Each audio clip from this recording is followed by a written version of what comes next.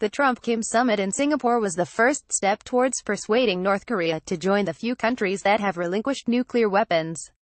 It also presents the best chance since the Clinton administration's breakthroughs in 2000 to normalize relations, but denuclearization and normalizing relations won't be accompanied by any real ambition for Korean unification. Little effort has been made to include removing the dividing line on the peninsula as an issue in U.S.-North Korean negotiations, mostly because the various barriers are not merely confined to physical obstacles along the demilitarized zone. The principal stumbling block is the likelihood of Kim Jong-un remaining in power. When the Soviet Union collapsed roughly 30 years ago, the governments of its former client states in Eastern Europe were steadily deposed. North Korea was similarly reliant on the USSR for economic, political, and military aid, yet could also count on Chinese assistance. Even now, Beijing still provides enough of a lifeline for North Korea to avoid collapse. The various barriers are not merely confined to physical obstacles along the demilitarized zone. Like his father and grandfather before him, Kim Jong-un has brutally suppressed dissent and killed those who pose a threat.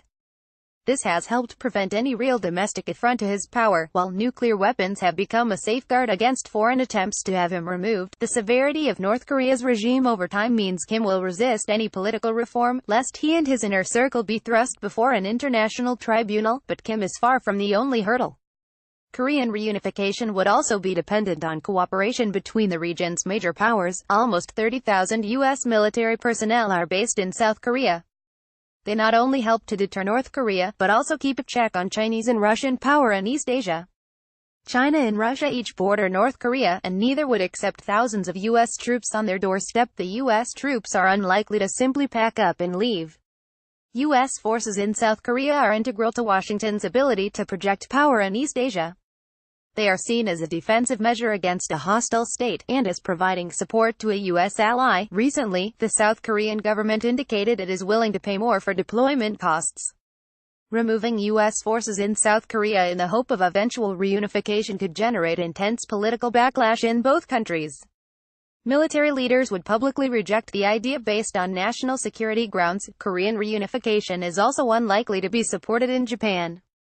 Before Germany's reunification in 1990, British Prime Minister Margaret Thatcher routinely expressed her disapproval. Japan's leaders have even more reason to be alarmed. The Japanese colonization of Korea is a source of contention for all Koreans, and reunification would create a large and potentially hostile country as Japan's neighbor. If the two Koreas remain divided against one another, Tokyo has less to worry about. And as always, there is the question of money. The cost of German reunification is estimated to be more than 2 trillion euros and counting.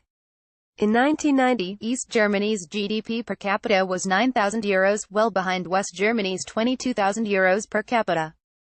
In 2016, South Korea's GDP per capita was estimated to be $25,000, compared to roughly $1,000 in the North. North Korea's economy is also largely based on agriculture and mining, in complete contrast to South Korea's high-tech industries. Integrating the two economies, and rectifying other disparities, would be expensive and time-consuming for South Korean taxpayers. This cost would be carried by future generations. Younger South Koreans are already less enthusiastic about reunification than older generations. Many of the familial links between those on the North and South have been lost over 70 years, with a lot of younger South Koreans having no direct ties to anyone in North Korea. The two countries have developed different cultures over time, further eroding a single Korean identity.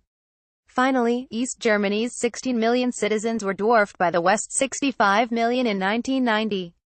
Today, 51 million people live in South Korea, compared to 25 million in the North.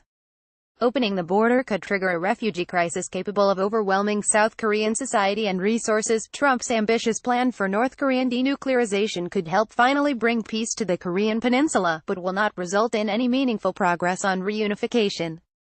There is little collective resolve to pursue it, and the barriers to reunification have increased over time. The cost of denuclearization will include reassuring North Korea's leadership that they will remain in power, delaying reunification indefinitely,